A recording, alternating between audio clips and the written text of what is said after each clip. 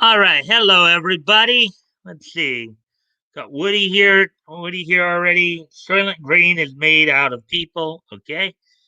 Have a lot Woody and good evening. So, hey, ATC. Hey, Woody. What's up, guys?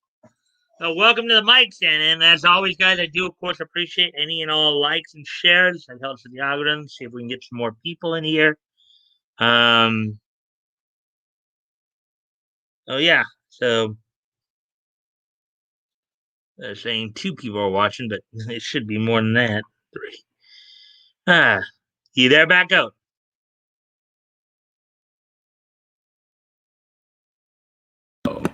Okay, how about now? Can you hear me? Yeah, I can hear you now. I couldn't hear you for a moment there. No, my mute was mic'd. My Your mic. mic was muted. Thank you. Laugh out loud, BG audio F, according to. Okay, so what I was saying, real quick, Mike. Let me repeat that. Hey, Toys, good to see you. And I was wondering, I wonder if Toys was talking to me. I was being a jerk last night, and I was kind of buzzed. Do I owe you $50? Was I that bad of an idiot last night? I can't remember. Muted Hey, that, May May. Hey, Woody. Hey, hey, all. Hey, May May. Oh, Mo better. How about loud boomerang worse than Mike Boomers? Yeah, and I mentioned that the other night. Took me a while to figure out what was going on. I'm about as bad as a boomer as Nick and Hero. So hey, hey May May from Action. Hi May May. Um, hi ATC. Hi Woody. So it's 3 and 2. So we got five PE. Granted, the counter says only three, but we have like five people in here. That's good. Like. Started. Woody, what I have for you here, unfortunately, on my notebook is that I need to do the upload. I did the editing, as we saw, and I promised you I would upload that to my channel. I did not. I was running around the Twin Cities doing stuff for the wedding coming up for my son next month. So that's my bad. I did promise that, and I will. That's the number one thing for me to work on this week is just to get the edited footage I have from that video game up there. All right, that's why we don't need to talk about it, BG.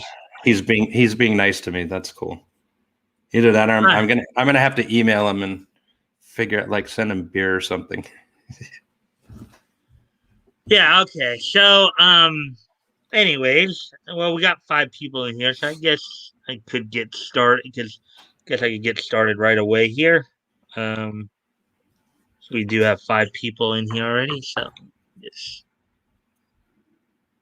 Other than what I was just saying to Woody, I don't have that upload. I will work on that. And then other than that, I didn't do anything this week. As a matter of fact, the Lulz trophy broke as I was bringing it down here. This is the pickup truck fell off.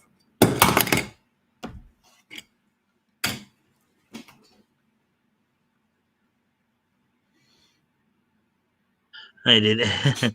Sometimes that is a little trick. No, make it.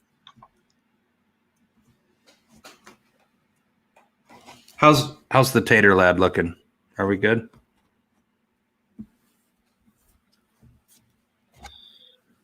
There we go. That's what we're looking for. Okay, so, and I can tell it's a little on the small side, so I may have to increase the font a little bit, but let's see if we need to catch up here on some of these chats. Okay, we already saw that. Hi, Mimi. I think we already saw that. Okay, we already saw that. All right. Got looks completely from his profile. I think she's saying goat. Family memory media is best media. Okay. Goat looks different from his profile picture and video. Yes, if you know the picture she's talking about on my channel, that's from me. That's when I was still working as a paramedic. So that's like almost 6 years ago. I had a beard, and I was a lot skinnier, and I wore a uniform. I took care of myself. All right. So before we get started here, I'm gonna.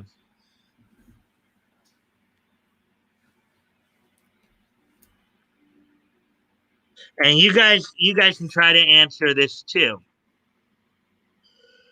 Do you guys okay? So do you guys notice anything different here?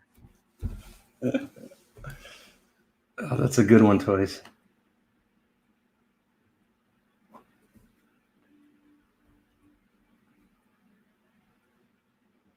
And the wheels and wires Ford on the side of the truck. It is a Ford.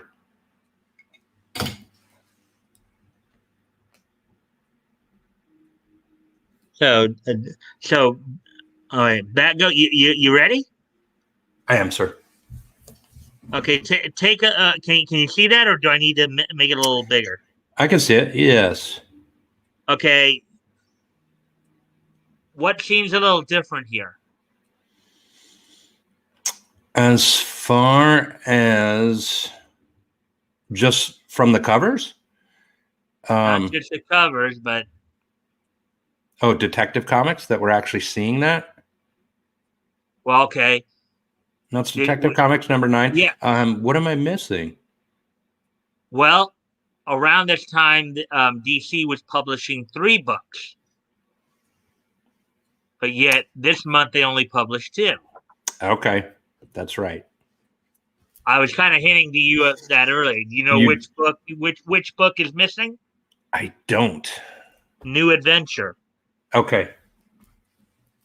Now, the reason I wanted to bring this up real quick is because I wanted to talk a little bit about, the early days of Detective Comics. Detective Comics started out as Nicholson Publishing from Major Malcolm Wheeler Nicholson. He was the guy who founded Nicholson Publishing, which gave us, originally New Fun. New Fun was the first book that came back in like February of 19 cover date February 1935. I think January was, and then later that year they came out with New Comics, and then New Comics eventually became New Adventure, and of course New Fun became More Fun, and then More Fun Comics. Even though colloquially More Fun Comics is still known as More Fun. Now there was a reason why why I believe they were only able to get 2 of the books out this month, because around this time, um,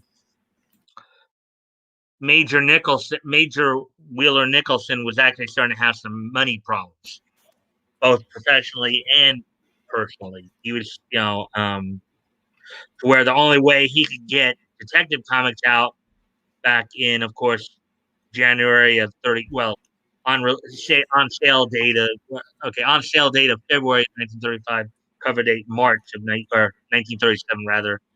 Cover date March 1937. He had to go into a partnership with a printer by the name of Harry Donafeld, um, to get Detective Comics up and running.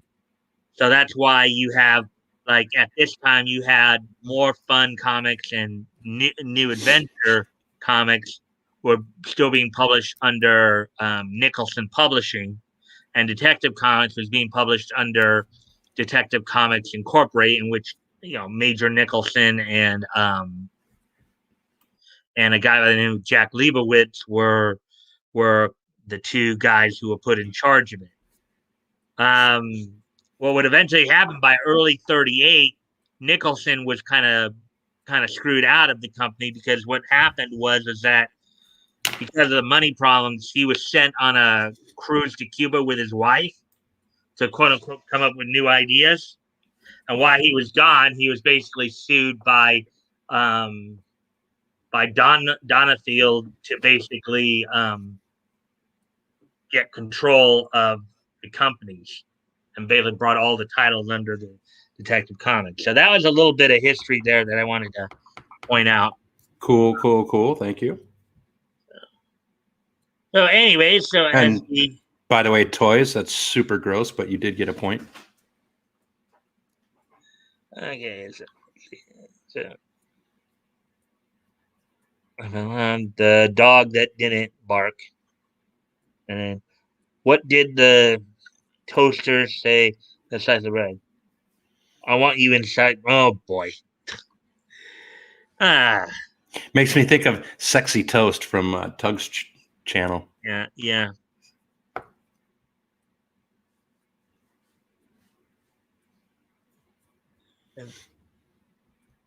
Anyways.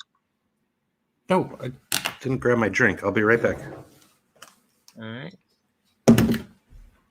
So with this, then we will now get going to the.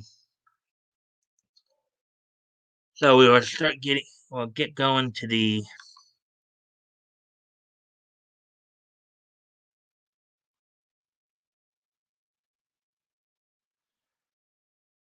So now that we kind of gone through that a little bit, so tonight we're gonna look at Detective Comics #9 and More Fun #26. We're gonna at the very least we're gonna try to get through 4 stories. We're gonna start off with Slam Bradley since that has the most pages, 13. You know, the story being the Human Fly, and then the case of the helpful hope. Yeah, let me go back here and I'll I'll read off the titles of some of the stories we'll be looking at tonight here. So basically, we're going to be looking at Slam Bradley, the Human Fly, Keith Saunders, Case of the Hobo Hero, Bart Regan, The Vanishing of R42, Bart Regan's Spy, The Vanishing of R42, and of course Doctor Occult. There was no title there. I think it was called the Ethel Beast or whatever. And depending upon what how much we got in terms of time, we may even look at a few other stories and more fun some of the humor stories as well. So that's all we're going to be looking into tonight. And just focusing on DC this week. Next week we'll probably be looking at Dell, Funnies number 15. So we'll talk more about that when we get there. Right now, just got to get to the actual comic here.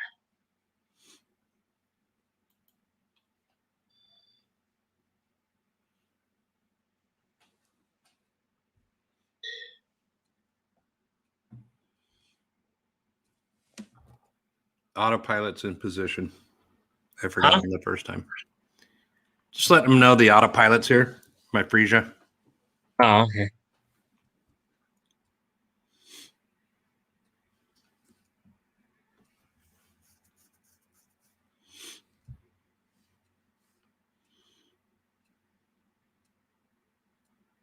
And I know it takes a few minutes sometimes to get through this, but we'll get to it and then we'll get to reading the story. And I don't even have, I have nothing. Well, I don't know. As you guys know, Slam, Dr. Occult, and oh yeah, one other little note too. Radio Squad was not able to be published in More Fun this month as well. I believe that may have been partly due to some of the money issues going on at the time as well. Radio Squad was one of the other Siegel Schuster creations. They were trying to defund the police even back then. Commie terrorists. Just kidding. Yeah.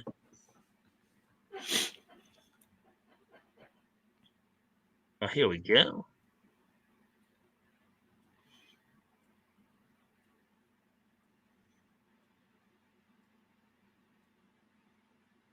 I was just thinking the other day too, and I was thinking how we're going to be getting into the latest Slam Bradley story here that we've been covering. I was just thinking how much, if he was around today, he'd probably be considered a major Chad. Would you agree with that? Yeah, for sure. Of course he would. I don't think the SJW types would be real thrilled about him, though. Yeah, but more than likely, he'd probably grab him by the feet, swing him around the room, and hit other SJWs. That's our Slam. Yeah. Number 9 here. Any comments of interest, Batgoat, that I should be made aware of? May likes reading comics on Comics Online. Yeah. Well, this site I use is called Read Comics Online, I believe. So. Okay. And Toys is dropping more funny clips. Bombs. More funny clips. Bombs. Yes. Okay, so Detective Comics number 9, cover date November 1937. Give me a sec, guys. I'm gonna go off camera real quick so I can turn on the light in my room because things are now finally getting a little dim in here. So I'll be right back.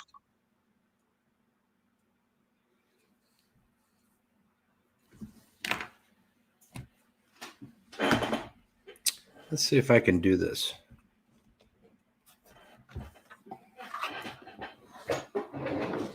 Here's the Batgoat lighting.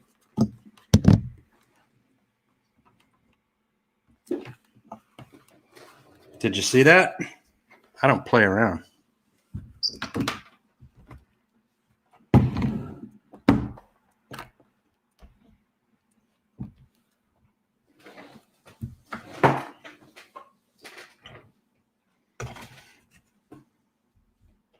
Except for the microphone. I play around with that. Because it's my tater lad. That's how we roll. Now that I'm back. Okay, so now the cover here, I think that's actually Speed Saunders on the cover there. Did I do a good job with my hijacking? And here's the front, the letter to the editors and all that, or letter from the editors. Malcolm Wheeler Nicholson, the editor and publisher, and then Vincent A. Sullivan and Whitney Ellsworth with the associate editors. Whitney Ellsworth, as I mentioned before, would go on to, be a consulting producer with the 50s Superman series. And of course, we'll come back up to speed in a few minutes after we get down through.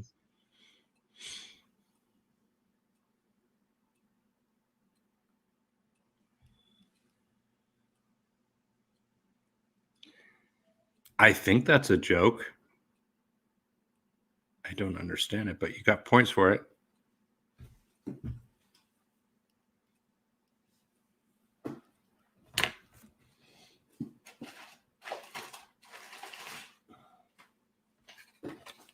Remember, we do have these guys.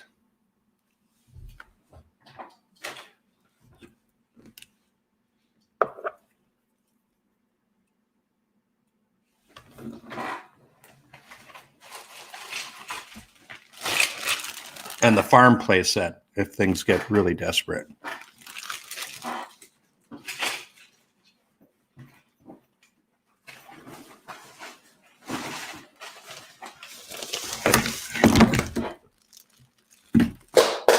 I'm breaking my studio. I can entertain you on the piano.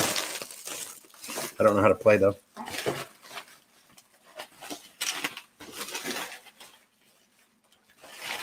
All right, so here we go.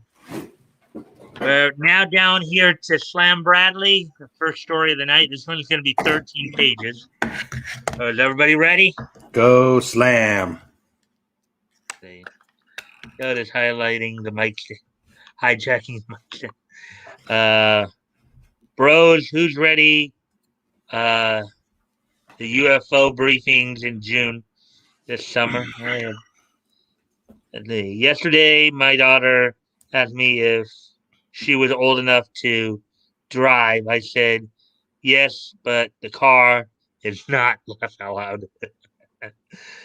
I'm saying she's old enough to drive, but not my good car. I get it now. That was all me, dude. That was all me. That's a good one. Good one, Joyce. Okay. So, anyways. The UFO thing, I've known for a year and a half because I listen to AM radio sometimes. That F-18 gun camera footage is real. The Pentagon has accepted it, and no one's talking about it. There are UFOs captured on Navy F-18 gun cams. It's real. So I don't know what we're going to do about it. Okay, so anyway, Slam Bradley by Jerome Siegel and Joe Shuster. For those who don't know, even though we've talked about it quite a bit here, Siegel and Shuster are the same two guys who created Superman. And among some of the other characters they created around in the late 30s here include Slam Bradley, Doctor Occult, Federal Men featuring Steve Carson, Bart Regan, Spy, and of course Radio Squad with Sandy Keene. And so let's go ahead and do this then. Holy smoke, that's the 5th time you smacked the bag loose this morning. Ring, ring, ring. In the gymnasium of his home, Slam Bradley, super tough private dick, is tearing through his morning exercises when the telephone rings, which is to hurdle him into one of his most thrilling cases, shrills out. That's a really poor sentence there. You think that's a poor sentence? It's a very poor sentence because the subject of it is the phone, and he's wrapping up all that garbage in the middle at the very end with shrills out. That's telling you what the phone did and all this stuff in the middle. It's an English thing. Of course, I know we talked about this before, but for some of our newer people, would you like to remind everybody what a dick is here in this case? Yeah, in case anyone's not familiar with that, Mike is good about pointing this out. Saying a dick would be saying a detective. A private dick is a private detective, and that was pretty common terminology back then, but it hasn't stuck around. Yeah, of course, in today's lingo, the term dick has a totally another meaning, but that's why I usually bring that up. Just yes, yeah. That's good to point out. So, anyways, we continue on. Okay, Sergeant. Okay, Sergeant Kelly. The Fuller Building. If it's as important as you say, I'll be right down. I smell trouble. Outside the Fuller Building. What was that? Toys is cracking me up again. Yes, I'm Slim Bradley. What of it? Snoop Dolan is the name. If you'll lend an ear, I'll give you a preview of the case you're up against. There's something about this bird I don't like. Bird, of course, is another term they would use for a person or whatever back then. Mm-hmm. You've been called in on the latest of a series of crimes that appear impossible because they're inaccessible location. That's the lowdown as I got it from eavesdropping at police headquarters. What's your motive in telling me this? I merely wanted to illustrate to you how convenient it would be for you to have a good assistant. He already has one. Mm-hmm. Yeah. Shorty doesn't like him. Hey, trying to chisel in, eh? Slam already has an assistant. Me. I said he needs a good assistant. You fellas can argue to your heart's content, but I've got to see Sergeant Kelly. Slam not having it. Slam not having it. He said they can fight it out. Yeah. Slam enters an office on the 14th floor. Hello, Sergeant. Now, tell me what happened here. I've been robbed of $10,000 in jewelry. Harumph. It's got me beat, Slam. The room is completely burglar proof. No one could have entered through the door. Did it ever occur to you that someone might have scaled the building and entered through the window? Look at these fingerprints on the outer edge of the sill. But that's impossible. No one could climb this building.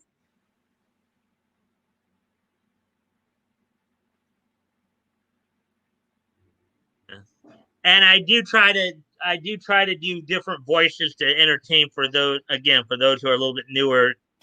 If this is your first time hearing me read the comics here, I do try to entertain a little bit by doing like different voices. So I hope you guys enjoy that.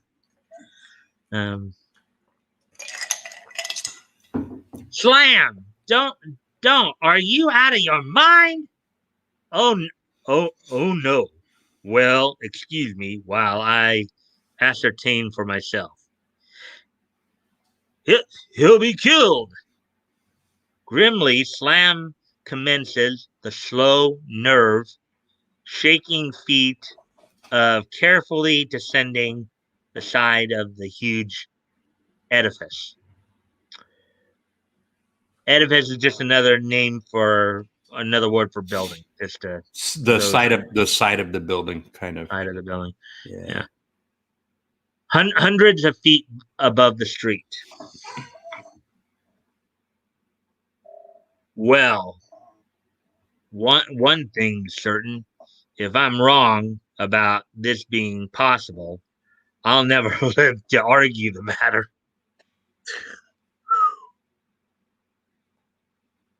When Slam reaches the street, there, Sergeant, are you convinced? Yes, that you're a madman. He cray. Is that what May said? No. That's like what the kids say for crazy is cray. Yeah. That night, a resident of an apartment, noting a figure climbing the adjoining building, snatches up his phone. Quick! Get the police headquarters. Get me police headquarters.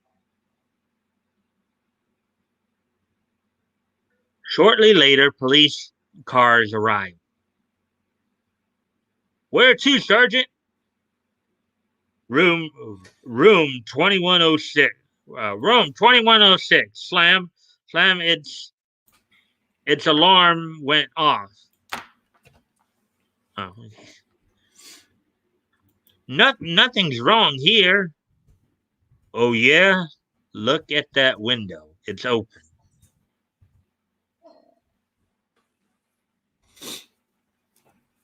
I don't see a thing, do you? No. If there's a man on the side of the building, he's invisible.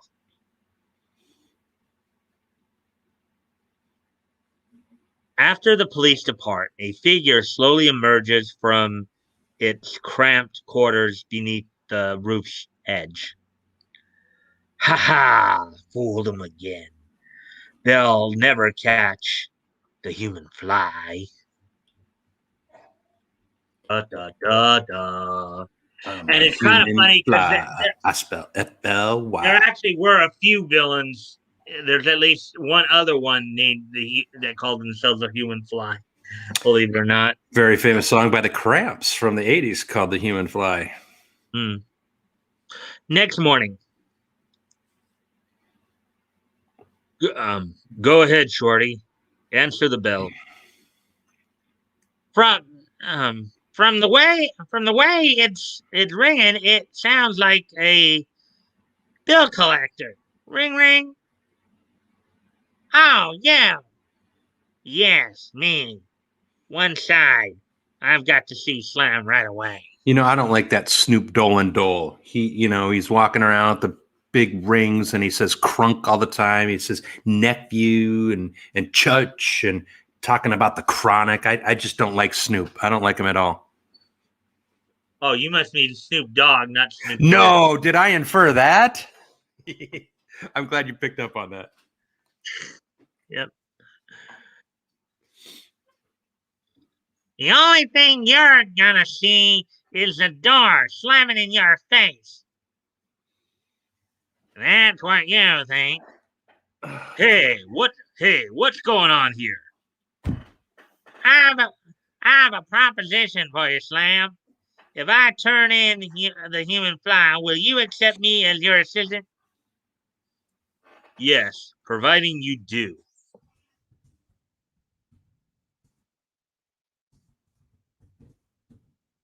As Snoop jubilantly leaves Slam's home, he is trailed by the jealous Shorty. I still don't trust that guy, and here's where I prove my suspicions are well founded. Yeah, nothing like a couple of short guys sitting there arguing over a bigger guy. I know. That's something else. I like Shorty. He's my guy. Yeah, yeah. Shorty follows his quarry into the cheap underworld hotel. Boy, boy, wouldn't it be swell if it turned out he was a human fly? And spies upon him as Snoop rifles the contents of a room. The stolen jewels caught him red-handed. Now, to nab him.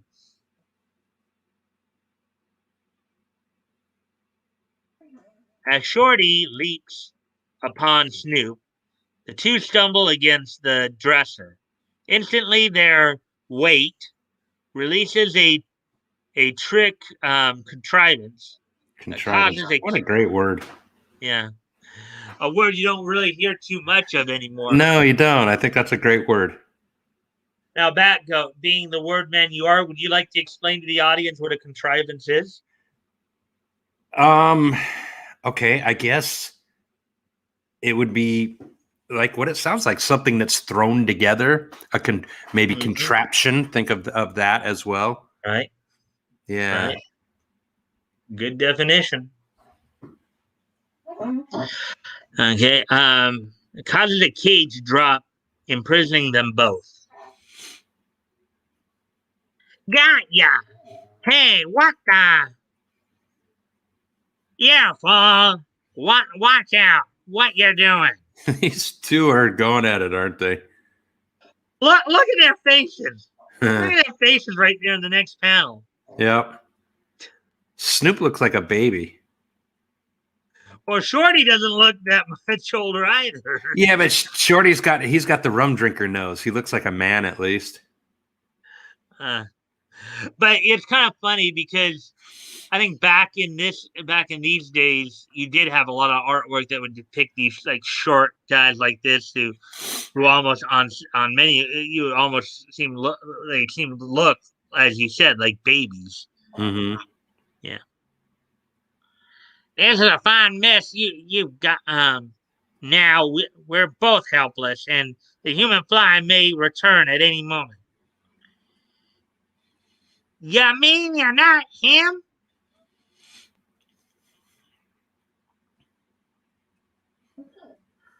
Of course not. After the police left, I watched him descend the building and trailed him here.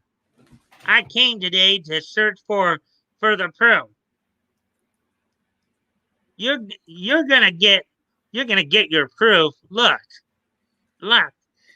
Windows opening, and and someone's climbing in.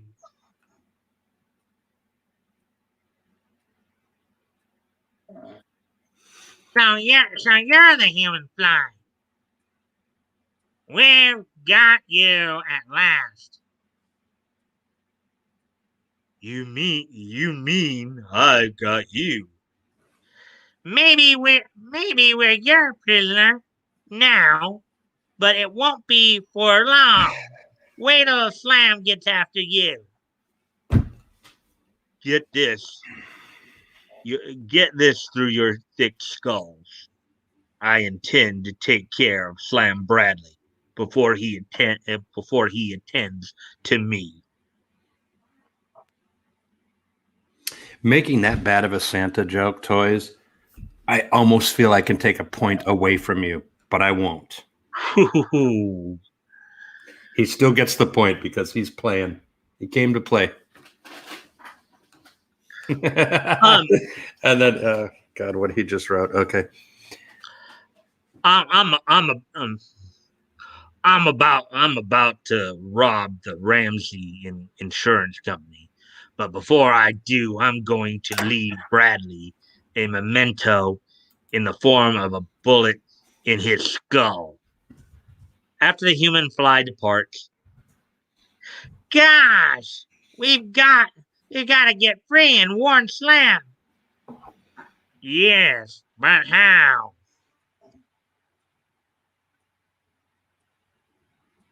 Half an hour later, the human fly takes careful aim at Slam's favorite easy chair and fires. In and that finishes Slam Bradley.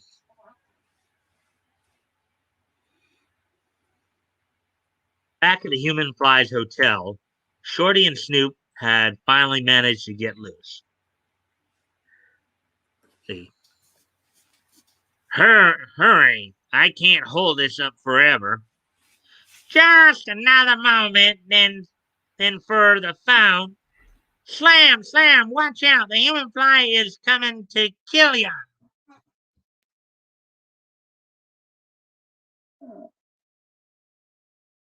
Thanks for, thanks for the tip, Shorty. Don't worry, I'll attend to him. And so it was that when the human fly fired, it was only at a prearranged decoy. Uh now I want to go back just for a moment and just look this stuff over because look at how they set this up. See that they made it seem like he did get him, right? Mm-hmm. But then we get kind of a similar timepiece here. Because, yeah, they established that that the timing that he had been warned, but they didn't give that to you Right. with the first frame, as you're pointing out. Yeah. It's Right. kind of like what they in the movies, what the cliffhangers, as they call them, right? With the Right. serials, you'd see, the car would go off the cliff, and you thought that the hero was in there, and he's literally hanging onto that branch off the cliff, so they can make the next episode type of thing. Mm-hmm. Or set up for the next scene. Yeah. Right? Yeah. Yeah. Good call.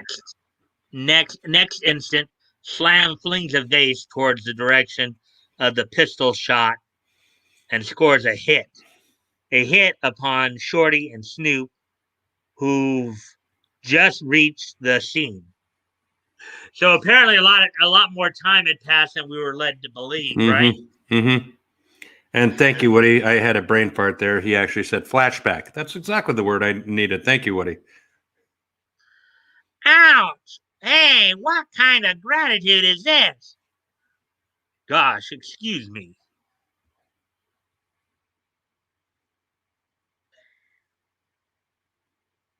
He's gonna rob the Ramsey Insurance Company. If we hurry, maybe we can stop him. Then come on, let's go.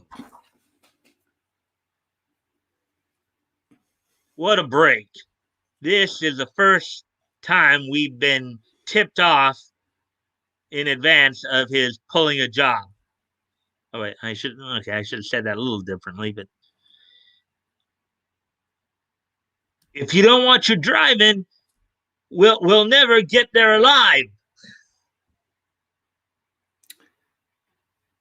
Yeah, toys. I've heard that before. The girl's yelling, lie, tell the truth, lie, tell the truth. So I'm not going to give you the point on it. At that very moment, the human fly is nearing the window of the Ramsey Insurance Company. Little dreaming, Slam, Shorty, and Snoop are speeding across the metropolis to circumvent him. Look at that, scaling the building like a spider, like a fly, huh? Yeah, he is. I will say this, toys. You have nothing to worry about. Possibly you're well in the lead, perhaps. Yeah. I think it was unwise, sir, to have such a large sum on hand here. Raise them, raise them. That that pouch is going with me. I think he's saying that dough. That dough is going with me. I couldn't, like the way they It's cropped crumpled. that. Yeah. You know, he's standing outside on the ledge. They should say, hey, you dropped that. And he'd go, what? And then he'd follow his death. Yeah. Thirdly, the human fly stuffs his pockets with greenbacks. But as he backs toward the window, the door to the office bursts open.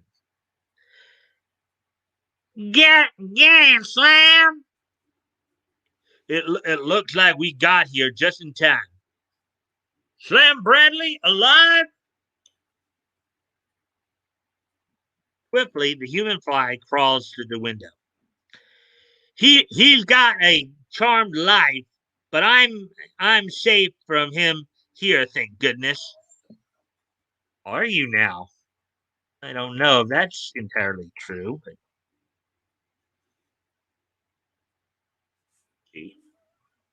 recovering from his astonishment, the human fly laughs evilly and takes deliberate, cool aim at Slam.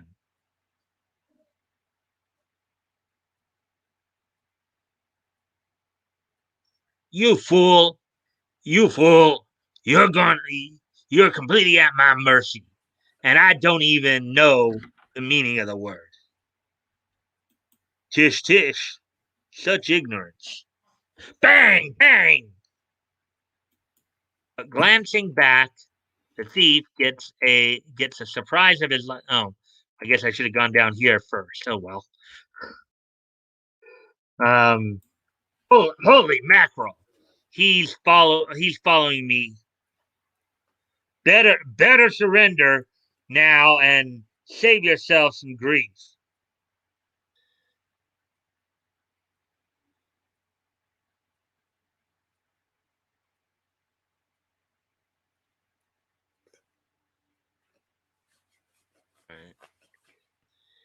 The human fly shots ricochet close to Slam, but score no direct hit. In a fury, the human fly throws his empty weapon at Bradley. And doesn't that always happen with bad guys with guns? I hate that. I've Their hated it guns since get I was a empty and then they kid. just figure, okay, no more bullets, so okay, I'm gonna just throw it at him. I've hated throwing the gun since 1975, Mike. And it's still done to the. Why is that? It's the dumbest thing in the world. Out of bullets. Just let it fly, right?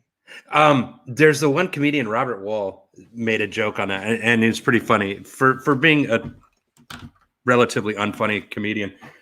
He did say when he's talking about Superman, he'd say every Superman show, the bad guy shoots at him, runs out of bullets, throws the gun at and of course Superman is going, "You silly bastard, I'm Superman," and the bullets are going pew pew pew pew, and he's like, "Aha!" Guy throws the gun at him, and he ducks. He ducks. What is Superman ducks? that? Yes. What is that? He takes the Kind of bullets. dumb, Aha! considering that if bullets Oh, a can't, gun. I mean, if bullets can't pierce him, then he shouldn't have any fear of a gun. I know. Of a gun hitting him. I mean, know. It's silliness. But it's so much of a trope. I mean, it's just accepted in Hollywood. They have to do it. It's like a rule, I think. Yeah. So, anyways, as we continue this, curse you! You ain't human.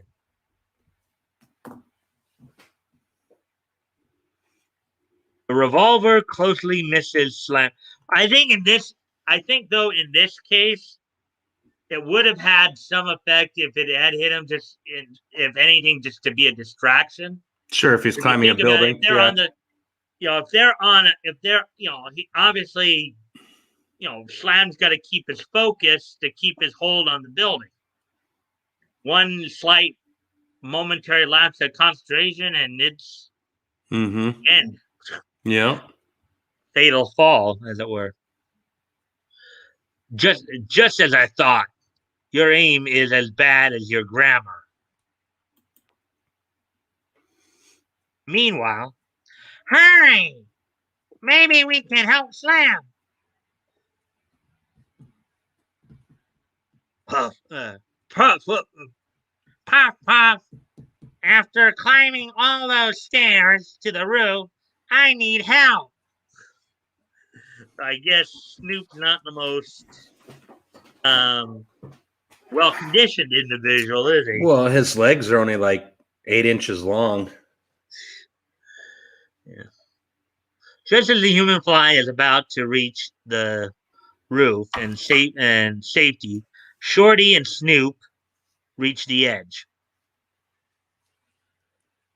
Yeah, Hal, I'm here. Yeah, look what we've got for ya. Blast it! Caught between two fires. And here's where you get scorched. Oh, I like that. I like that verbal connectivity and transition right there. Mm-hmm. How they use all the fire references in that. Yeah.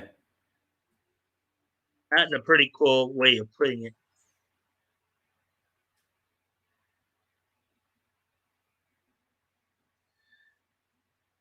I warned you, huh? Help! I'm falling. Hey, cut that out! Don't you dare kick Slam! Don't you dare kick Slam loose! He's not a human fly. He's a human louse. Louse as in lousy. A louse would be like a tick or a small insect, like a burrowing type insect. As Slam nears him, the human fly frantically kicks out in his attempt to dislodge Slam. He loses his own grip and commences to fall. So yeah, I should probably make sure. Okay.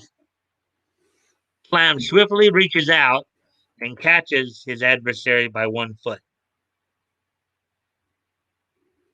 Hurry and make up your mind. Do you surrender or not? I can't hold you here like this all day. I surrender. Did you hear me? I said I surrender. He's not a tough guy anymore. Yeah, well, now that he's about to fall to his death and Slam lets go, yeah. A few minutes later, the human fly, breathless and a complete nervous wreck, is turned over to the police. Here he is, Captain. Slightly damaged, but isn't that preferable? What's the idea of the club, Shorty? just to just to remind the human fly that if he tries to escape, he's gonna get swatted, or he gets swat.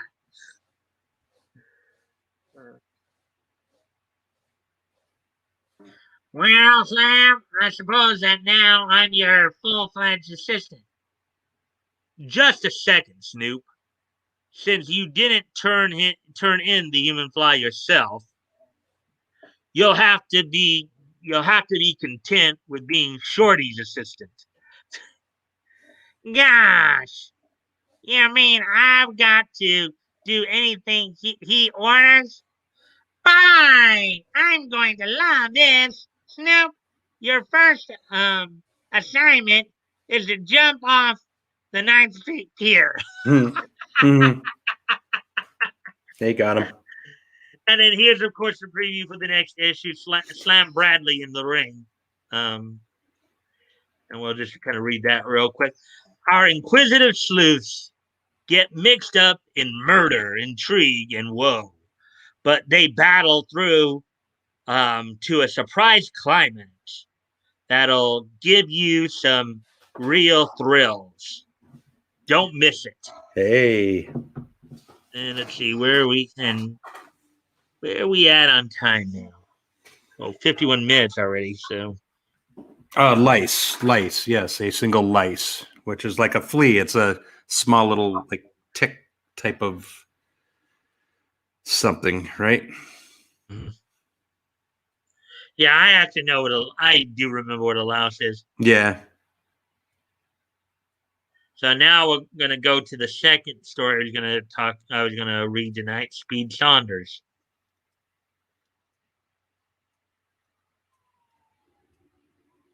Now, and I know I mentioned this to you guys before, Speed Saunders, I don't know if it was post-crisis or even during pre-crisis. Well, actually, I think it was post-crisis. Speed Saunders was retconned to being retroactive continuity, to being Shiera Sanders Hall, the Golden Age Hot Girl's cousin, and the grandfather to the modern day Hot Girl, Kendra Sanders. Um,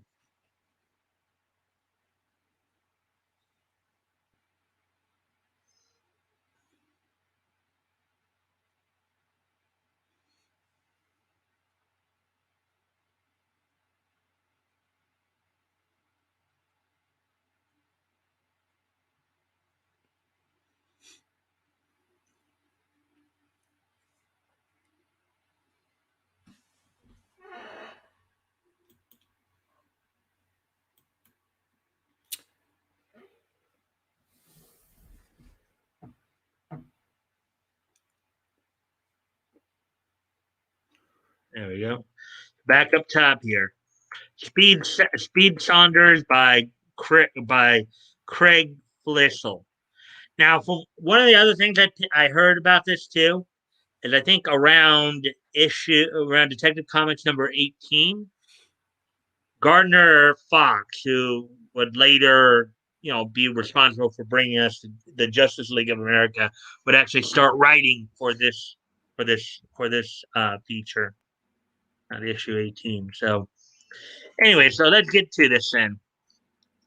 As Speed Saunders, ace detective of the Harbor Police, combs the Marine Park for a fugitive wanted in 6 states for grand larceny, he is amazed by the thousands of human derelicts who panhandle their way through life. Um, among these men are men who are diseased, mentally deficient, misfits of society, and notorious crooks. Well, I guess they weren't long on the it's not your fault and type of society that we're in today. Mm-hmm. Yeah. And we have a word here that is used in this derelict. Batgoat, Batgoat. What? Yeah, I know what it is. I have a pretty good idea what it is, but What exactly is a derelict? See, now I think we've got an older term here, derelict, meaning someone who maybe isn't the most stable, like doesn't have a home, probably a drifter, maybe into crimes, not the best type of person, and you wouldn't think of them having a solid home. You would think of them being on the streets. That'd be my guess. Yeah, I think another term for it might be a hobo, right? Sure. Yeah. And it was in the movie Zoolander, derelict.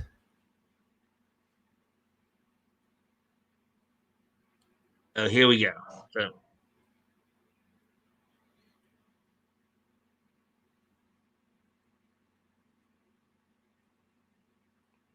who is the old gent on the end of the bench bench over there, Charlie?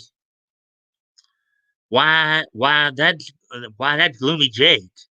He's just a hobo, lives in a flop house on River Street.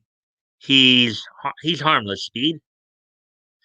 So here's another term from back in those days that you don't hear a whole lot of anymore. Flop house. So Batgoat, what exactly is a flop house? You there? Oh, he went away. Okay. Well, a flop house, I believe, was kind of a low income type housing situation. Um,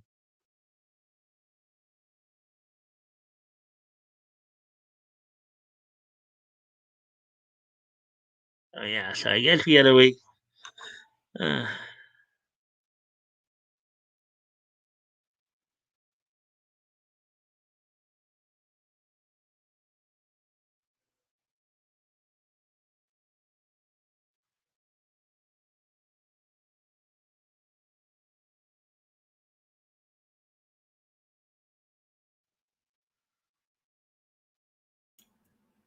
I didn't realize you had stepped away. So I read the term flop house here, and I was trying to see if you'd be willing to explain to everybody what a flop house was.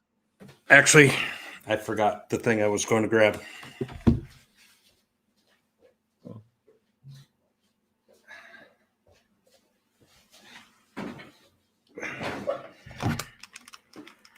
Can't see anything without my glasses. So, flop house is halfway house. It's usually a place where the derelict or the hobos or the transient type people can stay for cheap. Usually, Hmm.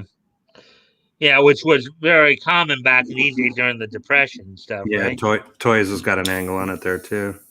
Tomorrow, no stream. I was meant to stream on my channel, but I had a migraine.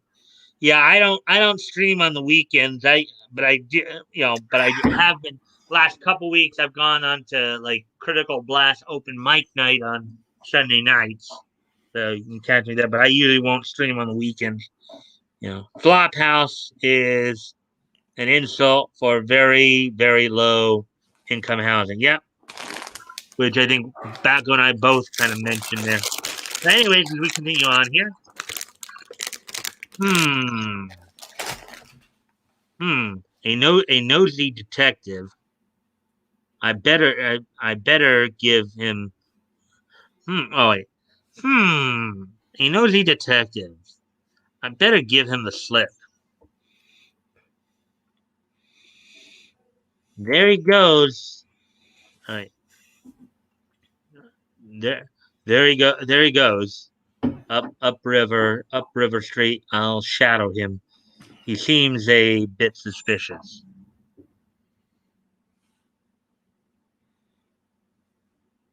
Hmm. I'm just a poor old man. Cops. Cops won't bother me. The old man shuffles into his dingy room, then opens a drawer in his dresser. He takes out a small leather bag. Hey, Leto. Oh, Leto's here. Hey, Leto. You just missed the Slam Bradley story. Hey, Mike, Toys, Woody, Batgoat. Hey. See. How are y'all? Hey, Leto from Get.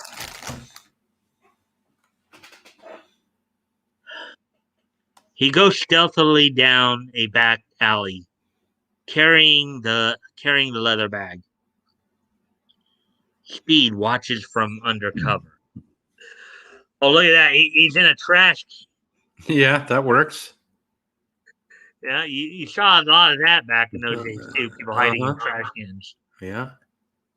I don't think you'd see it too much today, though, with the containers people utilize today. Yeah, it'd be hard to get into those things. Yeah. Maybe that's why they invented them that way, huh? I would hope so. Yeah, make it less appealing to climb into. Right. Casting a furtive glance over his shoulder, he crosses the street and gets into a shiny new sedan. That that was Mike Malona, the racketeer's car. With this disguise, I ought to be able to crash his house. Here's another term from back in that day that you don't hear too much of. Um, you know what a racketeer is, right? Yeah, it's like saying a bad guy, like a mafia or a mobster or Well, racketeer. yeah, but more specifically, and I learned this, when I had previously read read the synopsis. Running A rackets is like racketeer is doing somebody scams. who would run rackets. That's where they get the term from. Yeah. Is they run rackets, whether it's like, bingo balls or gambling houses or what have you. Mm-hmm. They run the rackets. Therefore, that's why they're called a racketeer, one who rackets, basically.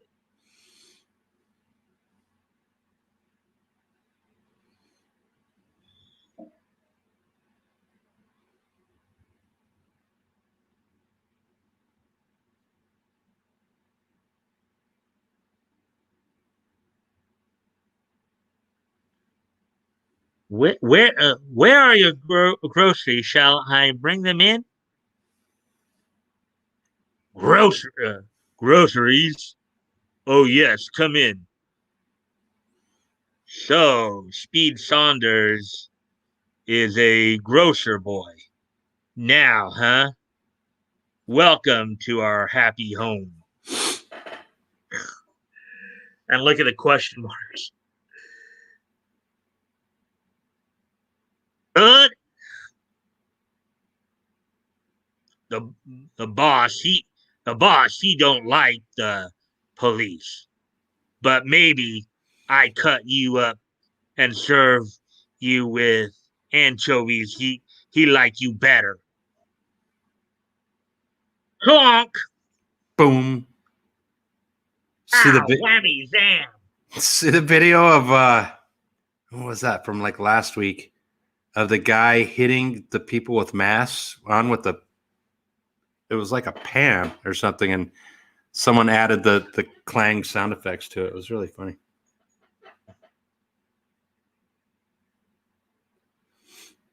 He's out cold. I'll slip on the butler's uniform and hope for the best. Did you ring, sir?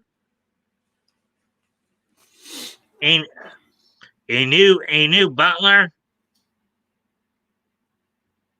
Prepare the table for 3 at 6. Yes, sir.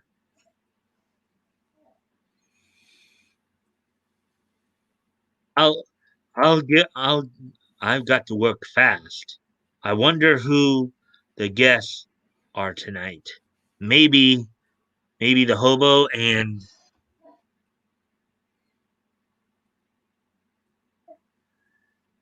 I'll I'll hide under the table while they dine.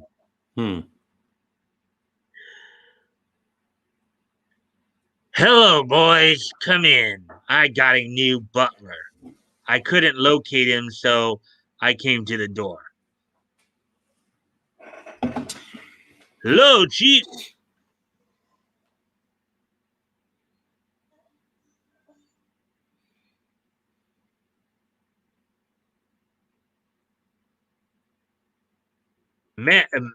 Imagine me, Mike Malona, butlering. Say, Jake, have you got the dope? Did anybody see you? Nobody saw me, and I got it too.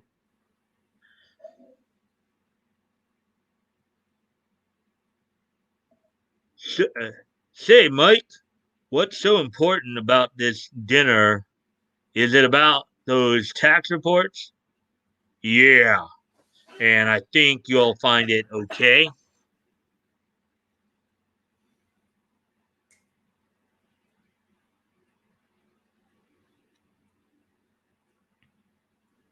In the bag, gentlemen, I have the missing reports, which you, Mr. Mayor, and you, Mike, would find very interesting. If you had them, my price is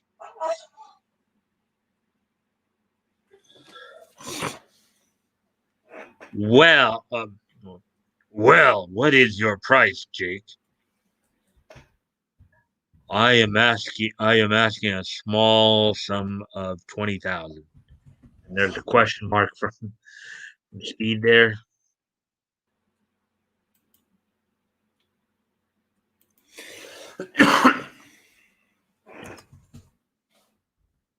Speed ties their feet together. Watch. Meanwhile, under the table, Speed ties their feet together. Watch. Hey!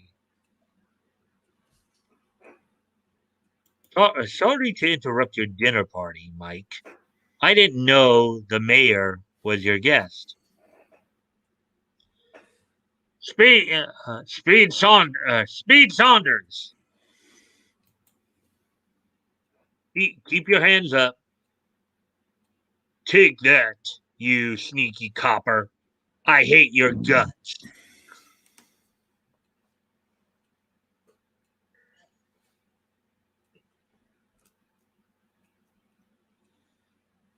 I'm just looking through so I know how to through this.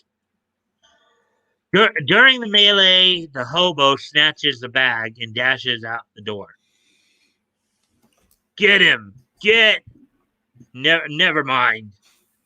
The old man. Let's take care of Mr. Saunders so that his tongue will not wag. So $20,000. You said the small sum of $20,000 adjusted is $367,000 and $884. To basically, I guess, do something with tax records, it sounds like. Suddenly, the room is full of cops. Put him up, Malona. You can't get away. Stand back, or I'll blow Saunders in two. A hobo comes in the back way.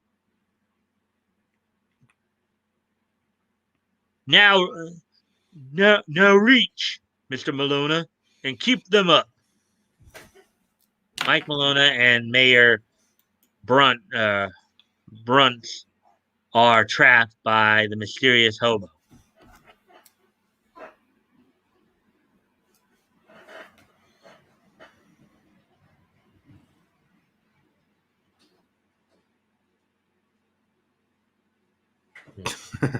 Good work, Jones. The special prosecutor will be glad to hear this. Thanks, Chief. I sure sized you up wrong, Mr. Jones. I've I've been working on this case for 2 years. I'm glad it's over. I had begun to think I really was a hobo. Now, Hmm. retroactively, they titled this story "The Case of the Hobo Hero." Wow, nice. Oh, look at that Woody, title! Woody, Woody comes in with a killer joke right at the end there. The Dizzy Blondes. And Anon just popped in. Hey, Anon. Hey, Anon. So look at that title, Sergeant Simp. Sergeant Simp. Of course, back in these days, a simp was a simpleton or kind of somebody who wasn't all that bright. Mm-hmm. Totally different meaning today. Yeah, not the dude who pays the booby streamers on Twitch to talk nice to them. Different kind of simp. Right. This is from Larry Steele, detective. Osmo, the master of disguise.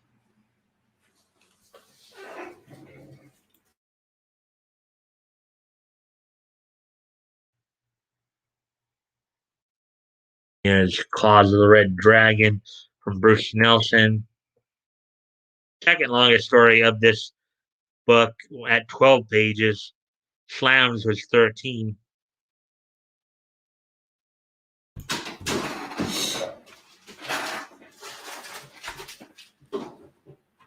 And of course, the text stories were pretty.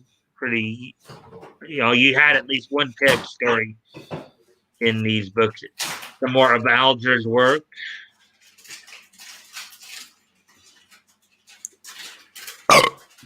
Here we go. Excuse me. Mm-hmm. See where we're at on time here. So we're at hour. 112. That's not bad. You're doing good. Yeah. So I think I'll at least get through what I was wanting. I think I'll get because this story and the Doctor Occult story are both 4 pages, so I should be able to get through. Okay. Everyone, evening. It's small font, but I mean it's pretty bright, so you should be able to read it. Yeah. Right. Okay. ABG. I think I deep fake anything about that. All right. So Spy by Jerome Siegel and Joe Schuster. Our Superman dudes. Right. Our Superman writers. Here's another one of the characters they helped to create.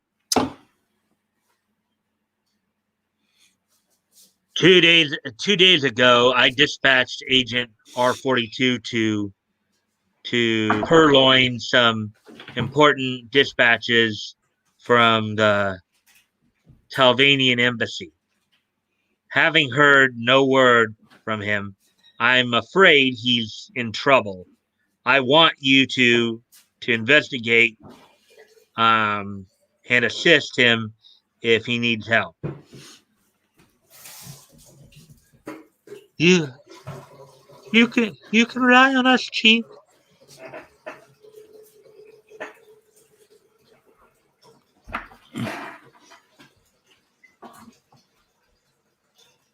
But when the embassy is reached, um,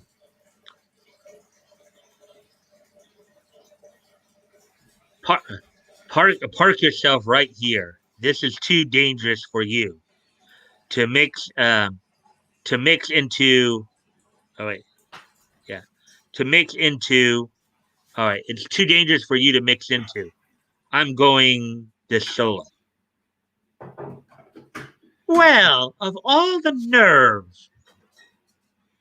Leaving an indignant Sally, Bart enters embassy alone. Hey, Batgoat, let me ask you something here. Okay, so we just saw this exchange between Bart and Sally right here, right? Mm-hmm. Now, back then, of course, that would actually have been considered quite gentlemanly of him. Knowing the potential danger, he has her stay outside. Yep. How do you think people would react to that today? Well, they'd freak out, of course. Yeah. How do you think they'd freak out? Just saying that she can do whatever he can do, and he's acting too like misogynistic by saying she's gonna get hurt or something like that. Yeah. But But I what mean, they but fail to understand is that it is a biological fact that women do not have as much muscle mass as men do. You know, they're not, and I know that I'm not saying this to be nasty or mean, but, you know, women are not necessarily built to be in the ground. We do see like the UFC has a female division, but that's women fighting other women. They're not necessarily meant to be as physically involved in that mhm. sense. Well, I mean, and you see, she got upset too. She said, "Well, of all the nerve." Mm-hmm. So, anyways, leaving an indignant Sally, Bart enters the embassy alone. You wish to see your ambassador. It's important.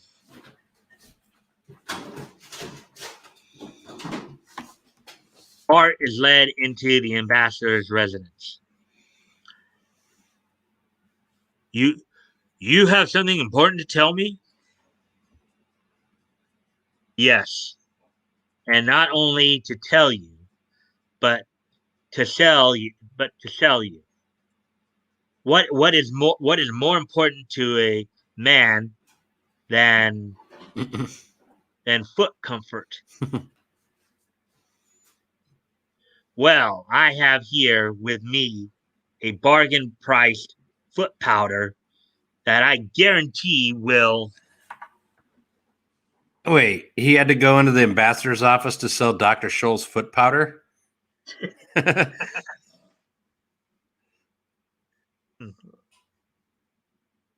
Get out. Off off all the get out. Off all the colossal gall. Wasting my time like this. That's a typo, by the way. It should be OF of Yeah, all.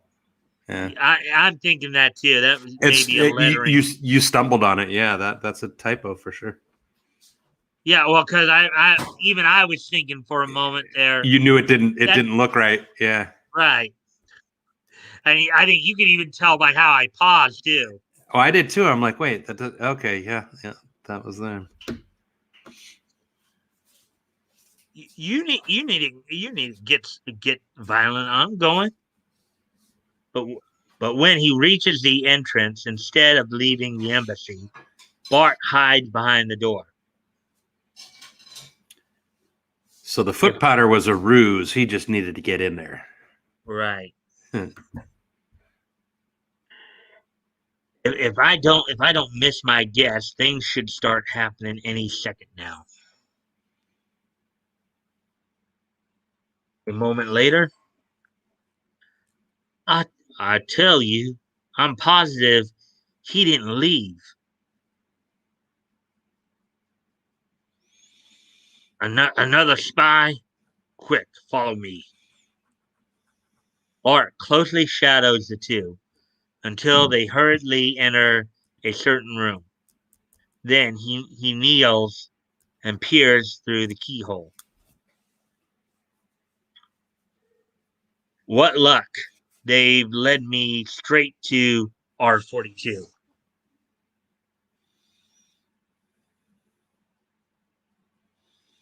Within the room,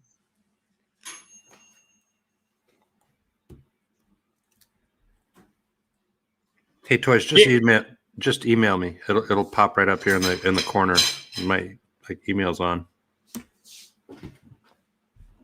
this is your last chance. Tell us where you hid the stolen dispatches when we caught you, and you die on the spot before rescue can come.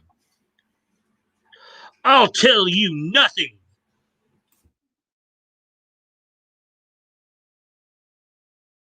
With not a second to spare, Bart flings the door open and springs into the room. Keep 'em raised.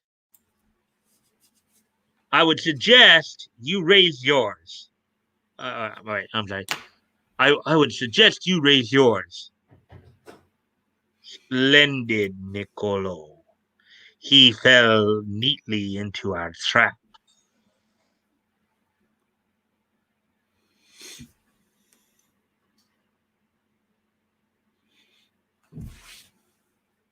You refuse to speak to save your own life, but would you remain silent if I if I if I'm doing so if I'm doing so you sentence your would be rescuer to death. Speak and quickly, or I'll have him shot. You'd better urge your friend to talk.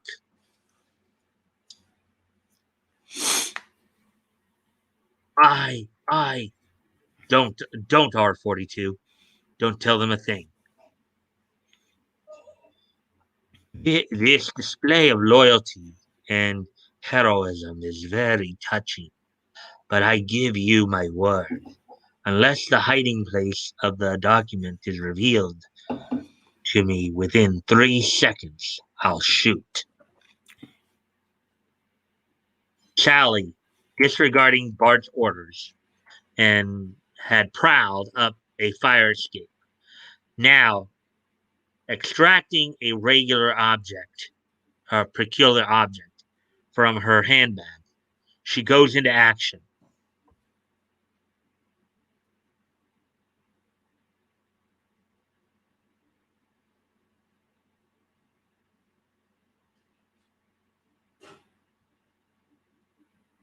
Protected by insulated goggles, Sally enters a room through a window, frees R42 with a key she extracts from the ambassador. The one The on the right ambassador. there was supposed to go first. Oh, okay. Right there. With a hiss, Sally's missile lands directly at the ambassador's feet. Instantly, clouds of fumes arise, and those within the room are rendered helpless by the tear gas. Okay, I see what you. Protected by the insulated goggles, Sally enters the room through the window, frees R42 with a key she extracts from the ambassador's pocket, and leads Bart and the rescued agent back to the fire escape. You need a little more than goggles to help against tear gas. I've been through several tear gas chambers. It's not fun without a mask, a complete gas mask on. Later at spy headquarters,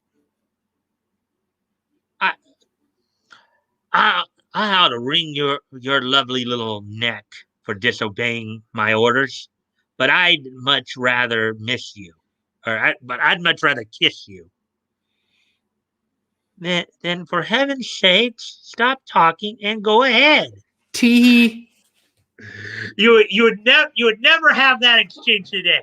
I doubt very seriously you'd have that exchange today. That last exchange. Right Nope. There. Nope. Okay, so that's it for the 3 detective concerts. So we're gonna try to hit up one more here. Let's see, where are we at on time here? At an hour 23. So I think we might be able to hit the last story, the Dr. Occult story. Okay. Very quick because it's like 4 pages. 4 pages? Yeah, you can do that. Toys, and I know it's more towards the front of the book, so. Okay. Toys, did you email me or did you send it to Twitch? Or Twitter, rather. I mean, I can go to Twitter, but.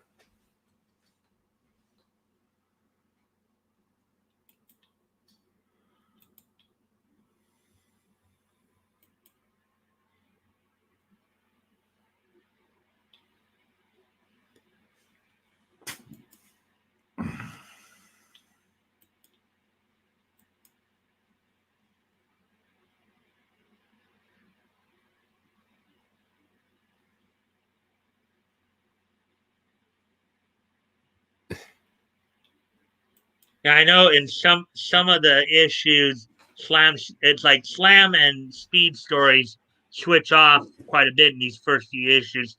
Some stories Slam's at the first story and Speed's the last, and then other times Speed's the first story and Slam's the last. So, Toys, I saw I got the message, the last one you sent on May 1st with the cooler. That's really awesome, by the way. I hadn't seen it yet.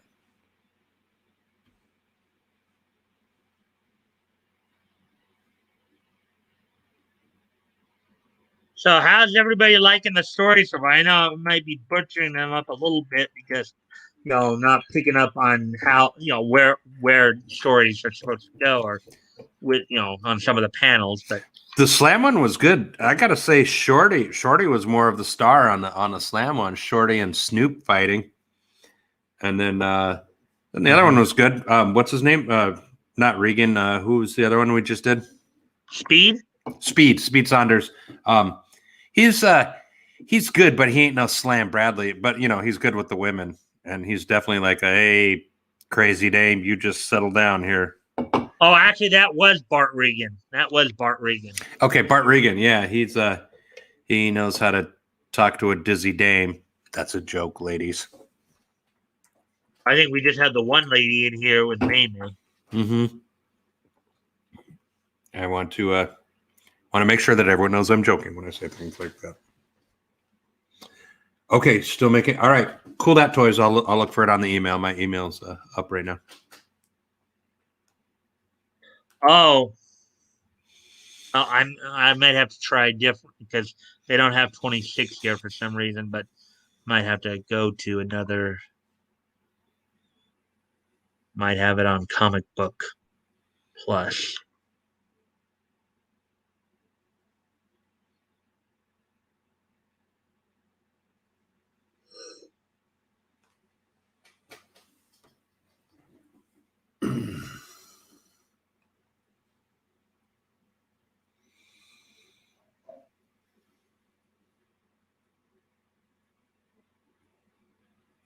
So, Batgoat, has anybody else responded to my question about it, if they like the stories or not? I know you responded, but Nope. Toys is just talking to me about something else. I would imagine everyone has liked. We got Speed Saunders. We got Slam Bradley. Those are good stories. I like them. okay, so here's more fun number 26 November from cover date November 97. And to little November, of course, you got on the cover here kind of a Thanksgiving theme. Yeah. All right, so let's see. And of course, grab the secrets. Here I'll we be go. right back. All right. Yeah, I'm okay. I gotta go grab something. I'll be right back. All right. Here's Dr. Occult, the Ghost Detective by Leaguer and Ruth. Leaguer and Ruth is a pseudonym that Jerry Siegel and Joe Shuster used for this particular story. Now, why? I don't know. But anyway, let's get to this. One evening, just as he is about to drop off to sleep, Dr. Occult sits bolt upright as he sights a wraith-like figure at the foot of his bed. The figure vanishes a moment later, but not until it has delivered a brief cryptic message.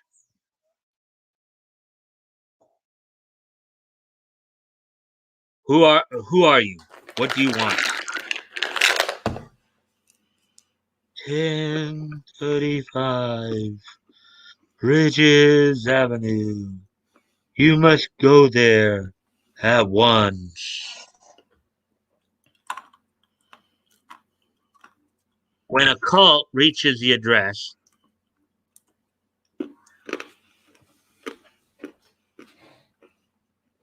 thank heaven you've heeded my astral appeal. Step in, I'll explain everything. Explanations do appear to be in order. I need your help, Dr. Occult. In the midst of physical experimentation, I launched my assistant into the ether world, but have lost contact with him. You must follow and help him return to our world. Now, the ether world, what they're talking about here is, I think, like a ghostly world, basically, where ghost apparitions Mm-hmm. reside. Shortly later, the two combine their wills, and in a mighty surge of concentration, Dr. Occult's astral body is flung beyond the material world in search of the missing assistant. And look at the colors on here, too. The colors are pretty good and bright as well. We are talking about that before, the yellows and the reds that really make things stand out. See, they went a little duller right there because he's in the ether world. Like Uh-huh. they kind of toned the brightness down a little bit, I think.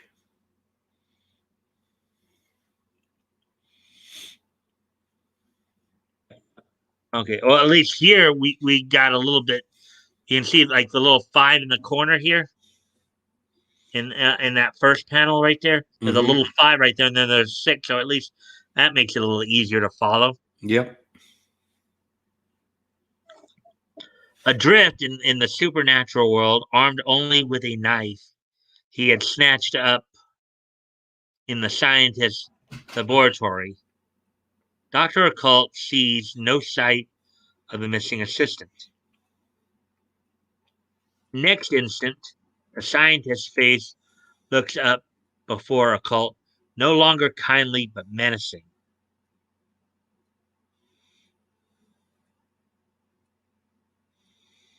You can cease your search. I never had an assistant. That was just a ruse to get you in my power.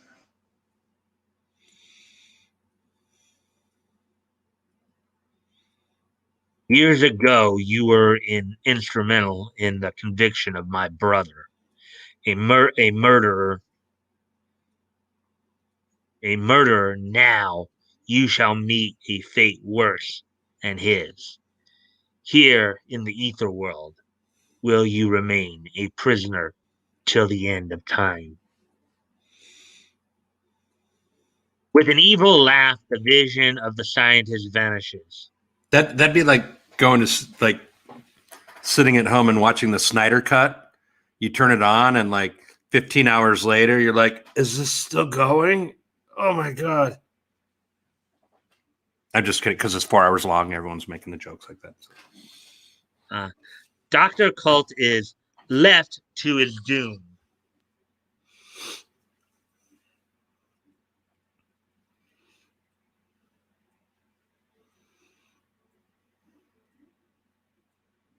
Back in his laboratory, the scientist discovers with dismay that his knife is gone.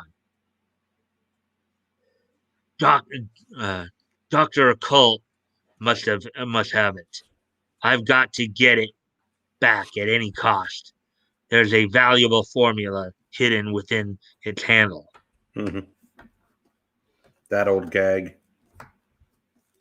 Once again, the scientist contacts Occult in the ether world, but this time his voice is pleading, cajoling. I've I've had I've had a change of heart, Occult. Give me that knife and I'll return you to the material world at once. Nothing doing. For some reason of your own, you want this knife badly. Well, you won't get it until after you've returned me to the normal world. Grudgingly, the scientist consents. But no sooner does Occult stiffen as the rites for the return trip commence than the treacherous scientist leaps forward to snatch the knife away.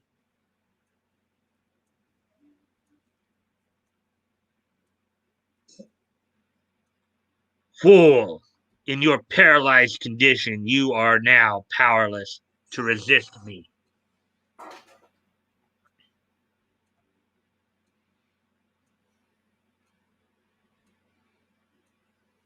The knife, I've got it. And now, Dr. Occult, you may remain here until doomsday. So intent is the scientist upon taunting a cult that he is unaware of the approach of a horrible ether world beast until he is completely engulfed in its terrible tentacles. Oh, look at that thing. That's weird. Oh, it is from another world, after all. Yeah. The ether beast next whirls to consume the helpless, paralyzed Dr. Occult. But at the last second, Occult vanishes. Next instant, Dr. Occult materializes within the scientist's laboratory. Whoo! Woo! If it had taken another moment for the rites to be completed, I'd have furnished a meal for that monster. The end. So, All right. and there was a note on this that I had seen, when I did my pre-search for this. The note was there was no mention of the mystical symbol of the seven. His magical symbol would have probably got him out of this even sooner rather than later. So, for whatever reason, they decided to leave that element out of the story. So, all right. So, how'd everybody like the stories tonight? They were good. Good stories. No, I'm still making it. I'll email you. And all right, so we're at an hour and 37 minutes here. So, yeah. And of course, did you guys notice how Slam and Bart and Dr. Colt all kind of looked very similar to each other? Mm-hmm. Okay, so Nick's stream is going on tonight. I see the 30-minute notification, which just went up 7 minutes ago.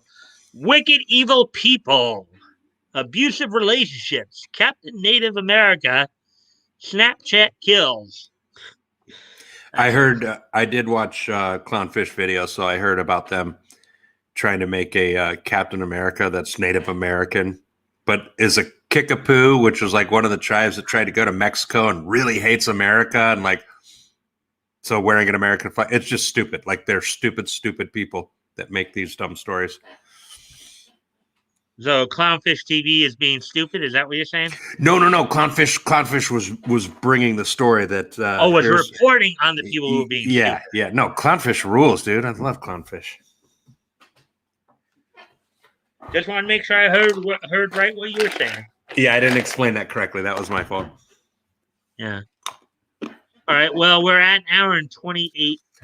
All right. When you get to be my age, always have antacid tablets or Tums. Tum tum tum tum. When that reflex starts kicking up, it's like having a heart attack. Yeah. So I guess we're at hour and 38, coming out on hour 39. So it might be a good time to start kind of wrapping up a little bit here. Rockstar, let's just real quick. We'll do this quick and easy. I know you already saw that it broke. The Ford broke off, but toys. Wait a second. Let me do this correctly. It's time for the Lulz Trophy. Yep. Congratulations, toys. Oops. Looks like you're rocking the comedy part there, toys. Yeah, that's win number 5. That's win number 5. So I have to make the my Spud Boy Mike. Okay, come back here, Spud Boy. All right. So I have to make the new the championship swatch for him now. Since he hit 5. And then, like I said, Woody, I'm going to work on uploading that one video. I should probably be able to get that done this weekend. So just check on my channel. Batgoat, since we do have a new person in here who probably is her first time, being here, maybe you'd like to explain what you're doing for anyone who might be new. I'm sorry, Maymay. Did I not explain the lulls trophy is as the show goes on? I don't know when this started, but as people, well, between Toys and Woody, and they would type stupid jokes and I would laugh. I started keeping track of it, and then I decided whoever won at the end of the show by saying the most jokes would win the lulls trophy. And as you can see, this is part 2 because the first one I had, I spilled coffee on, and that's why we've got the coffee spill there. Mm-hmm. So, another little interactive thing that Batgoat, of course, does for it, and as it's been primarily just going back and forth between ATC And and Woody. 80 was here last week, so I made her this little fast food. Welcome to the stream. Oh yeah, and we haven't seen her since. Yeah. Action. He's yay. I just saw your email there, Toys. Yeah. I just got it. So. All right. Well, anything else there, Batgoat, or?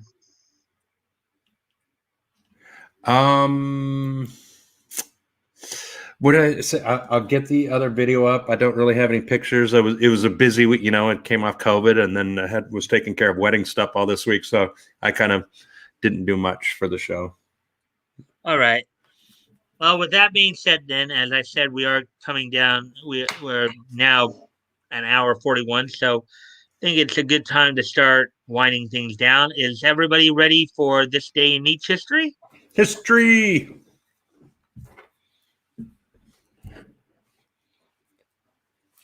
Yeah, I see the email, Toys.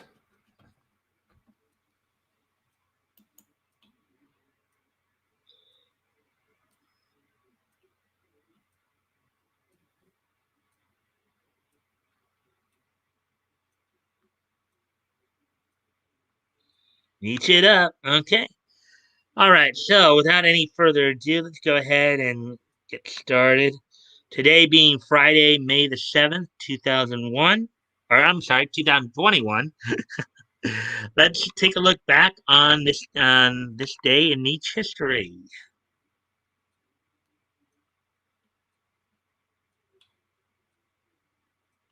And I did see some other stuff pop up here, so let's take a look at history.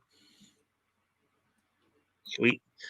All right, so first thing we're going to look at here, go back 40 years ago today. On this date, 40 years ago today, the 300th issue of Flash went on sale on this date for $1. 48 pages. The story that was featured, it was of course Barry Allen feature. The story was 1981, A Flash Odyssey, in which he battled Abracadabra. Now, a little bit of a side note here on Flash here. This comic actually started out as Flash Comics back in 1940. Went through until like I think it was like 1949 or something like that, and then took a hiatus, and then renamed itself as Flash or as the Flash. But it's all basically the same comic. Started all the way back in this version of it. Yeah, numbering continues for Flash Comics. Started out as Flash Comics, but then became the Flash. So, and the Flash Comics was an anthology title at the time. So, whereas this one's more of a feature. Ow! Let's see. It's got a video attachment. Okay. All right. So, with that being said, so 40 years ago today, the 300th issue of Flash went on sale on this date 40 years ago today in 1981. Cover date, of course, August of 1981. So, now moving on to the next piece of Nietzsche history.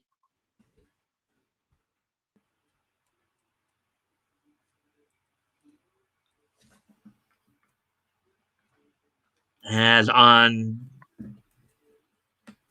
Yeah, I see that there's some more chatter going on.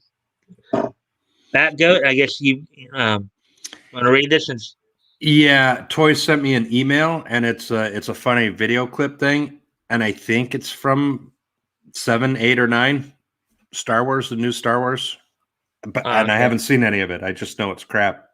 It might be from 1, 2, or 3, but if it is, I don't remember. So I know he thinks it's funny, but I don't understand what it is, honestly. So all right. So now we move ahead about 20 years from the previous point. It's 20 years ago on this date, 20 years ago today, from Nassau Coliseum in Uniondale, New York. WWE or WWF at the time would host its Raw event. In the main event of the show, Steve Austin with Vince and Stephanie McMahon would defeat Rikishi in the main event.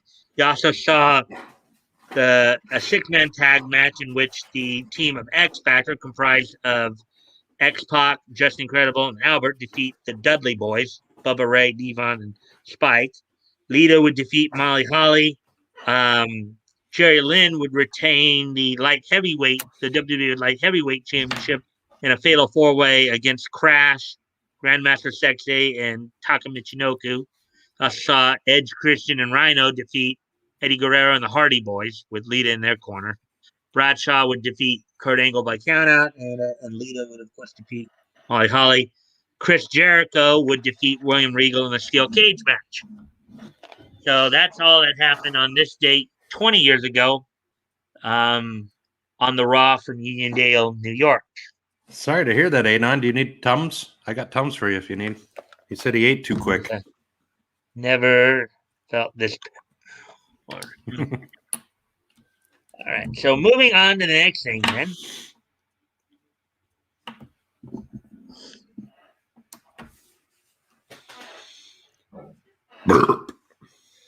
So on this day in 2011, the Nicktoons animated show Zevo 3 would finish its run, would complete its run on this date. So Zevo. I don't ever remember that one. Well, apparently, I guess it only lasted for one season, 2010, 2011. It was produced by it was a Nicktoons. I guess it was on Nicktoons. So in 2010 to 2011. I do like Nicktoons, but I just never heard of that one. So on this must have been crappy. On this date in 2011, Zevo 3 would finish its run, would be canceled after this point. So, and 2011 is just so nice that we're gonna hit it twice. As also on this date in 2011, the anime movie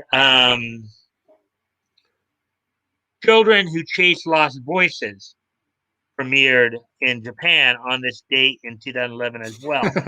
Produced by Comix Wave Films. What's so funny, Batgoat? Toys did it again. I always make the mistake of reading when you're talking and he's making fun of me. It's all good. So on this date, also 10 years ago today, the Children Who Chase Lost Voices from Comix Wave Films premiered on this date in Japan 10 years ago today. So that's all that happened on this day in each history.